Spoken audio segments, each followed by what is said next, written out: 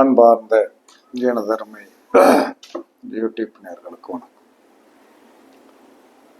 இதுவும் ஒரு முக்கியமான பதிவு தான். ஜோதிடத்தில் 3 விதமான பிரிவுகள் உண்டு.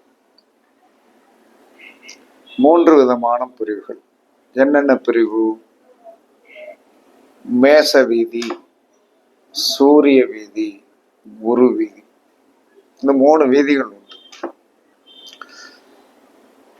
ஜோதிடத்துல ஒரு பெரிய போராட்ட களம் ஒன்று இருக்கிறது. போராட்ட களம் என்று இருக்கிறது. அந்த போராட்ட களத்தை நல்லா தெரிஞ்சுக்கிட்டோம்னா அவங்ககிட்ட போய் போராட வேண்டிய அவசியம் இருக்காது. அப்ப நிறைய ஜோதிடம் நல்லா தெரிஞ்சிட்டீங்க அப்படின்னா நீங்க ரொம்ப அமைதியா ஜோதிடம் பார்க்கலாம். என்ன, உங்களுடைய அறிவு திறமையை ஏதாவது ஒரு விதத்தில் நீங்கள் வெளிக்காட்டணும். இப்போ எனக்கு யூடியூப் கிடைச்சது, நான் பாட்டு பேசிட்டு பேசாமல் போயிட்டே இருக்கேன். ஆனால் என்னை தேடி ஆள்கள் வரும், உறுதியாக வந்துடுவாங்க. ஏன் கருத்துக்கள் நான் சொல்வதில் என்ன சொன்னா கொஞ்சம் வித்தியாசமா சொல்லுவேன். 1க்கு 4 தடவை திரும்ப திரும்ப சொல்லுவேன். அது வீடியோவில் பணம் வரணும், ரொம்ப என்ன சொன்ன கருத்துக்கள் வரும். ஒரு வீடியோ பேசிட்டு இருக்கும்போது இன்னொரு கருத்தையும் உள்ள அந்த பேசிட்டு இருக்கும் போதே வந்துடும். அதை எல்லாரும் நினைப்பாங்க, சொல்ல வந்த கருத்தை சொல்லிட்டு போடா அப்படின்னு சொன்னவெல்லாம் ஒரு காலத்துல இருக்கான். ஏன், உனக்கு சொல்ல வந்த கருத்தெல்லாம் நான் சொல்லிட்டு போறதுக்கு என்னை பிடித்தவர்கள் இந்த வீடியோ பார்க்கணும், என்னை பிடிக்காதவங்க இந்த வீடியோ பார்க்க வேண்டான்றது. என்ன காரணம்னா, நம்மளுடைய டிஎன்ஏவுக்கு சம்மந்தப்பட்டவன் தான் நம்ம வீடியோ அடிக்கடி பார்ப்பான். நம்ம டிஎன்ஏக்கு சம்மந்தம் இல்லாதவன் எப்படி அவன் அடிக்கடி பார்க்க முடியாது. அப்ப ஜோதிடத்தில் என்ன சொன்னான்னா, மேச வீதி என்பது அதுல யார் யார் பயணிப்பா? இந்த மேச வீதியில பயணிக்கிறவங்க குருவுடைய நட்சத்திரங்கள் அந்த வீதியில பயணம் பண்ணும். சந்திரனுடைய நட்சத்திரங்கள் அந்த வீதியில பயணம் பண்ணும். கேதுவுடைய நட்சத்திரங்கள் அந்த வீதியில பயணம். இதுல என்ன சார் சொல்ல போறீங்க? இதான் நவாம்சம் அப்படின்னு தெரியும். எல்லாம் தெரிஞ்ச மாதிரி தான் ஜோதிடத்துக்குள்ள இருக்கும். ஆனால் அதுக்குள்ள இருக்கிற விவகாரத்தை கண்டுபிடிச்சிட்டோம்னா ஈஸியா என்ன சொன்னா நம்ம பரிமளித்து கொள்ளலாம். அப்ப அதே சமயத்துல சூரிய வீதியில என்ன சொன்னா சனியோடைய நட்சத்திரங்கள் அந்த பாதையில பயணிக்கும். செவ்வாயோடைய நட்சத்திரங்கள் பயணிக்கும். சுக்கிரனுடைய நட்சத்திரங்கள் பயணிக்கும். அதற்கடுத்து தனுர் வீதியில சூரியனுடைய நட்சத்திரங்கள் அந்த வீதியில பயணிக்கும். ராகுவுடைய நட்சத்திரங்கள் பயணிக்கும். புதனுடைய நட்சத்திரங்கள் பயணிக்கும். இவர்கள் இந்த வீதியில தான் பயணிப்பாங்க. இது எல்லாருக்குமே தெரிஞ்ச விஷயம்தான். இவர்களில் என்ன சொன்னா ஒருத்தருக்கு ஒருத்தர் ஒரே சேமான ஆட்கள். குரு, கேது, சந்திரன் ஒரே சேமான ஆட்கள். செவ்வாய், சனி, சுக்கிரன் ஒரே சேமான ஆட்கள். அதே சமயத்துல சூரியன், ராகு, புதன் ஒரே சேமான ஆட்கள். அப்ப இவங்க என்ன செய்வாங்க அப்படின்னா, எந்த ஒரு மனிதன் குருவுடைய நட்சத்திரத்தில் பிறந்துட்டானா அவனுக்கு குருவோடைய ஆதிபத்தியம், சந்திரனுடைய ஆதிபத்தியம், கேதுவோடைய ஆதிபத்தியம் அவனுக்கு சம்மந்தப்படும். நான் குருவோடைய நட்சத்திரத்தில் எனக்கு உனக்கு சந்திரனுக்கு என்ன சம்பந்தம் அப்படின்லாம் சொல்ல முடியாது. நீ நடந்த பாதையெல்லாம் அவன் பின்னாடி நடந்து வரான். சந்திரன் நடந்த பாதையெல்லாம் கேது நடந்து வரான். அதெல்லாம் நீங்க மாத்திக்கிட முடியாது. அப்ப எந்த ஒரு மனிதன் ஒரு நட்சத்திரத்தில் போய் பிறந்து விட்டால் மொத்தம் 3 விதமான கோட்பாடுகள் உண்டு. அதுல 2 மட்டும்தான் அனுபவிக்க முடியும், 1 கிடைக்காது. இப்ப குருவோடைய நட்சத்திரத்துல போய் குருவோடைய ஆதிபத்தியம் கிடைச்சு போச்சு, சந்திரனுடைய ஆதிபத்தியம் கிடைச்சு போச்சுன்னா கேதுவோடைய ஆதிபத்தியம் கிடைக்காது. கேதுவோடைய ஆதிபத்தியம் கிடைச்சிச்சு, சந்திரனுடைய ஆதிபத்தியம் கிடைச்சிருச்சு, ஆனா குருவோடைய ஆதிபத்தியம் கிடைக்காது. அதே மாதிரி சனியோடைய நட்சத்திரத்துல போய் பிறந்ததுக்கு சனியோடைய ஆதிபத்தியமாகிய உத்தியோகம் நல்லா கிடைச்சிருச்சு அப்படின்னா திருமணத்துல ஒரு உழப்பம் இருக்கும். சரி, நான் எனக்கு திருமணமும் நல்லா இருக்கியா, கல்யாண வாழ்க்கை நல்லா இருக்கு அப்படின்னு சொன்னா செவ்வாய் என்று சொல்லக்கூடியவன் உங்களுக்கு ஏதாவது விதத்துல காலை கவுத்துறவனா இருப்பான். அவன் சொல்லிட்டான் 100 மார்க் தாண்டா உங்களுக்கு, அந்த 100 மார்க்ல வந்து 33 மார்க், அப்ப 99 புள்ளி சொச்சம் வச்சுக்கிடுங்க. அதுல வந்து என்ன சொல்றான்னா 66 மார்க் தான் இன்னைக்கு வரைக்கும் எவனாலையும் எடுக்க முடியும். ஒண்ணு கட்டையை போட்டுக்கிட்டே இருக்கும். ஒரு பெண் வந்து உத்தரட்டாதி நட்சத்திரம், சனியோடைய நட்சத்திரம், உத்தியோகம் இல்லை. ஓகேவா? அப்ப உத்தியோகம் இல்லை அப்படின்னா என்னாச்சு? சனி வந்து அவுட்டு, செவ்வாய் மங்களம் இருக்குது. மங்களம் இருக்குதுன்னா புருஷன் ஓகே, குடும்பத்தோடு புருஷன் பிள்ளைகள் இருக்குது. செவ்வாய் இருக்குது, செவ்வாய் இருக்குது, அதற்கடுத்து சுக்கிரன் இருக்குது. லைஃப் ஸ்டைல் நல்லா இருக்குது. அப்ப அந்த லைஃப் ஸ்டைல்ஸ் நல்லா இருக்கும். ஆனால் சனி இல்லை, அது புலம்பிகிட்டே இருக்கும். ஐயா, வீட்டை விட்டு என்னால வெளியவே வர முடியலையா, எனக்கு வேலைக்கு போனாலும் ஒத்து வர மாட்டேங்கியா, நான் என்னையா செய்ய அப்படிங்கும். உனக்கு என்ன இருக்கு? புருஷன் இருக்கா, பிள்ளை இருக்கா? இருக்கு. அதுக்கடுத்து சுக்கிரன் என்று சொல்லக்கூடிய வீடு, வண்டி, வாகனம் எல்லாம் இருக்கா? இருக்கு. வேற என்ன? அவ்வளவுதான். உனக்கு 2 தான் பொடிப்புன. சனியை பிடித்து விட்டாய் என்று சொன்னால் சுக்கிரன் அவுட் ஆகலாம், சுக்கிரனை பிடித்து விட்டால் சனி அவுட் ஆகலாம், அந்த 2 கிடைச்சுன்னா செவ்வாய் அவுட் ஆகலாம். இதுல யாராலையும் மாத்திக்கிடவே முடியாது.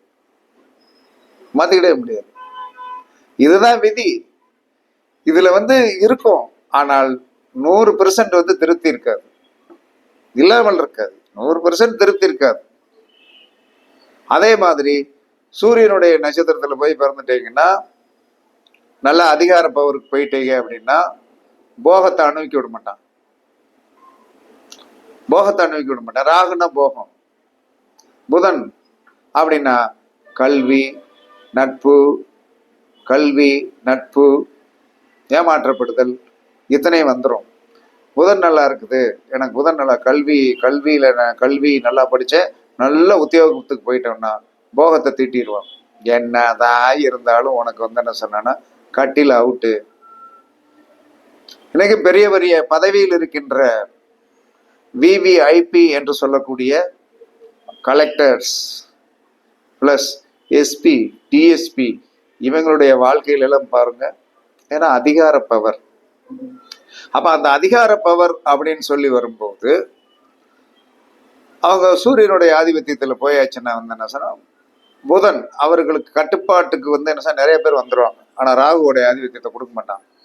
நீ போய் என்டர்டைன்மெண்ட் பண்ண முடியாது, மோகட்டை பார்த்துட்டு இப்படியே படுத்திருக்க வேண்டியதுதான், அது உனக்கு கிடைக்காது. அதே மாதிரி 3ல் 2 தான் கிடைக்கும். அந்த 3ல் 2 வச்சுக்கிட்டு இன்னொன்னு தேடி ஐயோ இல்லையே அப்படிங்கிற நிலைமை தான் எல்லா மனிதனுக்குமே உண்டு. எல்லா மனிதனுக்குமே உண்டு. அப்ப எல்லா மனிதனுக்குமே உண்டு அப்படின்னு சொல்லி வரும்போது என்ன சொல்லலாம்னா இதுதான் வாழ்க்கையுடைய தத்துவம். இதை யாருமே நீங்க மாத்திக்கிட முடியாது. அப்ப இதுல என்ன இன்னொரு பிரச்சனை மனிதனுக்கு வருது அப்படின்னா, குரு, சந்திரன், கேது இந்த நட்சத்திரங்களுக்குள் கணவன் மனைவியாக வரக்கூடாது. குரு, சந்திரன், கேது இந்த நட்சத்திரங்களுக்குள் என்னதான் பொருத்தம் இருந்தாலும் கணவன் மனைவியாக வரக்கூடாது, வாழ்க்கை சிறப்பு இருக்காது. அதே சமயத்துல சனி, சுக்கிரன், செவ்வாய் இந்த 3 நட்சத்திரங்களுக்குள் 9 நட்சத்திரங்களுக்குள் என்ன பொருத்தம் இருந்தாலும் மனைவியாகவோ கணவனாக வந்து விட்டது என்று சொன்னால் செருப்படி உறுதி. ஏன்னா இணைஞ்சவங்க பார்த்துட்டுங்க, இணைஞ்சவங்க வந்து உங்களுடைய லைஃப் ஸ்டைல் எப்படி இருக்கு அப்படின்ட்டு. ஏன்னா ஒரே ஆதிபத்தியமுடைய நபர்கள் இணையக்கூடாதுன்ட்டான். ஒரே ஆதிபத்தியமுடைய நபர்கள் இணையக்கூடாது. அதே மாதிரி சூரியன், ராகு, புதனுடைய நட்சத்திரத்தில் போய் பிறந்தவர்கள் என்னதான் பொருத்தம் இருந்தாலும் அவர்கள் வந்து என்ன சொன்னா இணையக்கூடாது. அப்ப ஒன்றை ஒன்று அழிக்கும் அப்படின்ட்டான். ஒன்னு அழிக்கும், ஒன்னு கண்டிப்பா அழிக்கும். இதுல எந்த மாற்று கருத்துமே கிடையாது. இதை நீங்கள் பரீட்சித்து பாருங்கள். உங்களுக்கு ஒரு குழந்தை பிறந்திருக்கிறது என்று வைத்துக் கொள்ளுங்கள். நீங்கள் சூரியனுடைய நட்சத்திரமாக இருந்து உங்களுக்கு ராகுவுடைய நட்சத்திரத்தில் வந்து குழந்தை பிறந்து விட்டால் உங்களுடைய வாழ்க்கையில் நீங்கள் அந்த குழந்தையால் பெரிய பாதிப்பை உண்டாக்குவீர்கள். எனக்கு தெரிஞ்சு வந்து என்ன சொல்றான்னா இந்த சூரியனுடைய நட்சத்திரத்தில் ஒரு ஒரு பையன் பிறந்து அவனுக்கு புதனுடைய நட்சத்திரத்துல போய் வந்து பொண்டாட்டி அணைச்சாச்சு. 2 பேருக்கும் டச் ஆக மாட்டேங்கியா? 2 பேருக்கு டச் ஆக மாட்டேங்கு. அப்ப டச் ஆக மாட்டேங்கு அப்படிங்கும் போது பிள்ளையும் இல்லை, ஒண்ணும் இல்லை, போராட்டமாக இருக்கிறது. இது கால கொடுமை. யாரும் தயவு செய்து அந்த மாதிரி இணைச்சிடாதீங்க, இணைக்காதீங்க. குருவோடைய நட்சத்திரம், கேதுவோடைய நட்சத்திரம், சந்திரனுடைய நட்சத்திரத்தை தயவு செய்து இணைக்காதீர்கள். வாழ்க்கை போராட்டமாயிரும். செவ்வாயுடைய நட்சத்திரம், சனியோடைய நட்சத்திரம், சுக்கிரனுடைய நட்சத்திரத்தை தயவு செய்து ஒன்றுக்கொன்றை இணைக்காதீர்கள். சூரியனுடைய நட்சத்திரம், ராகுவுடைய நட்சத்திரம், புதனுடைய நட்சத்திரத்தை தயவு செய்து இணைக்கார்கள். இணைத்தீர்கள் என்று சொன்னால் அவர்கள் வாழ்க்கை சிறப்பாக இருக்காது. வாழ்க்கை சிறப்பாக இருக்காது. இதை நீங்கள் வந்து பரீட்சித்து பாருங்கள். கண்டிப்பா பரீட்சித்து பார்த்தீர்கள் என்று சொன்னால் அந்த வாழ்க்கையில் போராட்டங்களும் புலம்பல்களும் கஷ்டங்களும் பிரச்சனைகளும் கண்டிப்பாக இருக்கும். அதில் எந்த மாற்று கருத்துமே கிடையாது. அதனால இதான் வாழ்க்கையுடைய தத்துவம். ஒரு தகப்பன் வந்து ராகுவுடைய நட்சத்திரம், பிள்ளை சூரியனுடைய நட்சத்திரம். அந்த பிள்ளைக்கு உயிரை கொடுக்கான். தலைக்கு மேல ஒரு இடத்த தூக்கி வச்சுட்டான். தூக்கி வச்சுட்டு என்ன சொல்றான்னா அந்த குழந்தைக்கு வந்து என்ன சொல்றான்னா பெரிய படிக்கிறதுனால மாசம் வந்து என்ன சொல்றான்னா அப்படியே அந்த பீஸு கழுத குதிரை சப்பு சவரம் வாங்குற சமத்துல அனுப்பிட்டு ஐயா உட்கார முடியாம வேலை பார்க்கறான். அப்படி போராட்டங்கள் இருக்கும். அதனால இது பிரிதலுக்கு கூட வழிவகுக்கும் என்று சாஸ்திரம் சொல்லுகிறது. அப்ப ஒரே கேரக்டர் உள்ள நட்சத்திரங்கள் மொத்தம் வந்து என்ன சொன்னா வந்து சூரிய வீதி, குரு வீதி, அதற்கடுத்து வந்து என்ன சொல்லலாம்னா செவ்வாய் வீதி. இந்த வீதிகளில் வந்து இருக்கின்ற இந்த நட்சத்திரங்களை தயவு செய்து இணைக்காதீர்கள். இது ஒரு சேம் கேஸ்ட். இந்த சேம் கேஸ்ட்ல வந்து என்ன சொல்லலாம்னா வந்து ஒரு பதவிக்கு வந்து என்ன சொன்னா அன்னபோஸ்ட்லையா பதவி தேர்ந்தெடுப்பா, போராட்டம் வந்துடும். அதனால எல்லா மனிதருக்குமே வந்து என்ன சொன்னா இது இருக்கணும். இணைவு என்று சொன்னால் அது மேல் ஃபிமேலாக இருக்கணும். ஆணும் பெண்ணாக இருக்கக்கூடாது, பெண்ணும் பெண்ணாக இருக்கக்கூடாது. இதுதான் இந்த நட்சத்திரங்களுடைய ஒரு பெரிய தாற்பயம். இதுல கூட்டுத்தொழில் கூட பண்ணக்கூடாது. கூட்டுத்தொழில் பண்ணக்கூடாது. மனைவி வரக்கூடாது. ஆபத்து நிறைய உண்டு. இது பார்க்கறதுக்கு என்ன சொல்றாங்கன்னா ஒரே நவாம்சங்களாக இருக்கலாம். ஒரே நவாம்சங்கள் ஒன்றை அழிக்கும், ஒன்றை கொடுத்து ஒன்றை அழிக்கும். இது சூத்திரம். அதனால எல்லா மனிதனுமே இதை கணக்கில் வைத்துங்கள். இந்த நட்சத்திரங்களில் நீங்கள் எந்த நட்சத்திரத்துல பிறந்திருந்தாலும் அந்த குரூப்ல இருக்கிற 2 உங்களுக்கு ஓகே, 66% ஓகேயா இருக்கும். திரும்ப இருக்கிற ஒரு 33% அந்த பிரசண்டை வந்து நாம் தேடி கெஞ்சி கூத்தாடித்தான் அது சார்ந்த உறவா பொருளா என்று சொல்லக்கூடிய ஆதிபத்தியத்தை நீங்கள் அனுபவிக்க முடியும், இல்லைன்னா அனுபவிக்க முடியாது. அதனாலதான் குழந்தைகள் ஏன் வந்து என்ன சொல்றான்னா வந்து ஒரே நட்சத்திரத்துல பிறக்க கூடாது அப்படின்னு சொல்லுவதற்கு காரணம் என்னன்னு இப்ப புரியுதா? ஒரே நட்சத்திரத்துல போய் வந்து பிறந்து விட்டது என்று சொன்னால் எவ்வளவு கஷ்டம் என்பது இப்போதைக்கு தெரிகிறதா அப்படின்னா இப்பதான் அதுக்குத்தான் சொன்னா கண்டிப்பாக ஒரே நட்சத்திரத்தில் குழந்தைகள் பிறக்க கூடாது. பிறந்தால் அது போராட்டம்தான். அப்ப குரு, கேது, சந்திரன் இவர்கள் ஒரு பகுதி, சனி, செவ்வாய், சுக்கிரன் ஒரு பகுதி, சூரியன், ராகு, புதன் ஒரு பகுதி. இந்த பகுதியில் பிறந்தவர்கள் யாராக இருந்தாலும் அதில் இருக்கிற 2 நட்சத்திரங்களுடைய எஃபெக்ட்னஸ் உங்களுக்கு கிடைக்கும், ஒன்று கிடைக்காது. அதை போராடணும். இதே மாதிரி ஒவ்வொன்றுக்கும் நீங்க எடுத்துக்கிடுங்க. இப்ப நானே இருக்கேன்னு வைங்க, செவ்வாயோடைய நட்சத்திரம், சனி நல்லா இருக்கும். சனி நல்லா இருக்கு, செவ்வாய் என்று சொல்லக்கூடிய ஒன்று நல்லா இருக்கும், சுக்கிரன் நல்லா இருக்கு. இதை கொண்டு வருவதற்கு என்ன பாடுபடணும் அப்படிங்கிறதுக்கு முன்னனே விலை கொடுத்து வாங்கணும். சுக்கிரன் வேணும்னா விலை கொடுத்து தான் வாங்கணும். அதுக்கு என்ன சொல்லலாம்னா நீங்க பாடுபட்டு தான் ஆகணும். சரி, சுக்கிரன் நல்லா இருக்குன்னா சனி என்ன சொல்ல, தொழில் நல்லா இருக்காது. சரி, சுக்கிரனும் சனியும் நல்லா இருக்கு அப்படின்னா செவ்வாய் நல்லா இருக்கு, ஹெல்த்தை பாதிக்க வச்சிருவான். ஹெல்த்தை பாதிச்ச பிறகு என்ன கிழிச்சிருவீங்க நீங்க? ஹீமோகுளோபின் எடுத்து விட்டுருவாங்க. இதுதான் வாழ்க்கையுடைய தத்துவமாக இருக்கும். இதுல எந்தவித மாற்றமும் நீங்கள் அனுபவிக்க முடியாது. இதற்கு ஒரு சின்ன உதாரணம் சொல்லி முடிச்சிடும். பாரத பிரதமர் நரேந்திர மோடி அனுச நட்சத்திரம், அவருக்கு சனி சூப்பரான பதவி. அதற்கடுத்து செவ்வாய் ஜபர்தஸ்த். அவரை சுத்தி என்ன சொல்றான்னு, எத்தனை படைகள் பட்டாளங்கள் அத்தனையும் இருக்கிறது. இருக்குதா? நம்ம கண் முன்னாலே பார்க்க முடியா? பார்த்தீங்கன்னா அவர் காரை விட்டு இறங்கும் போது என்ன அமைப்புல இருக்கார். அவருடைய பாதுகாப்புக்கு செவ்வாய் அவ்வளவு தூரத்திற்கு இருக்கிறான். சனி அவரை மாதிரி என்ன சொன்னா, உலகத்திலே வேர்ல்டு லெவலே பெரிய தலைவர் யாருமே கிடையாது. காப்பி போட்டு கொடுக்க ஆள் இல்லை. கண்ணாளா என்று சொல்லி ஒரு பிளெயின்ல, அவ்வளவு பெரிய பிளெயின்ல போறாரு. இந்த வயசுலயே ஒரு 75 வயசு முடிய போற ஸ்டேஜ் வந்துருச்சு.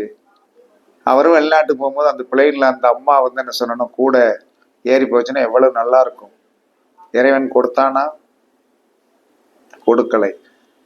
இறைவன் மோசமானவன் அல்ல, படைப்பு தான் மோசமானது. இதைத்தான் எல்லோரும் தெரிந்து கொள்ளுங்கள். இது தெரிஞ்சுக்கிட்டீங்கன்னா அவ்வளவுதான், டேக் இட் ஈஸி, அவ்வளவுதான். இல்லாததை கடன் வாங்கி சாப்பிட்டுக்கிட வேண்டியதான்.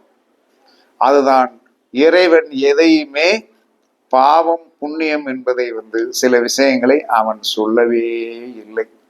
இதை நிறைய படிச்ச ஆன்மீகத்துக்கு வந்தா தெரியும். அதை ரொம்ப விளக்குறதுக்கு விரும்பல. எல்லோரும் இந்த 3 பரிபந்தங்களை தெரிந்து கொண்டு அதற்கு தக்கன உங்களுடைய வாழ்க்கையை அமைத்துக் கொள்ளுங்கள், அமைத்து வெற்றி பெறுங்கள் என்று கூறி உங்களிடமிருந்து விடைபெறுவது சிப்பிப்பாறை ஜோதிடர் சாதி ராகவன் ஜெயபாலாஜி. சுகமே சூழ்க, சுகமே சூழ்க. வாழ்க வளமுடன், வாழ்க வளமுடன். வணக்கம், வணக்கம், வணக்கம்.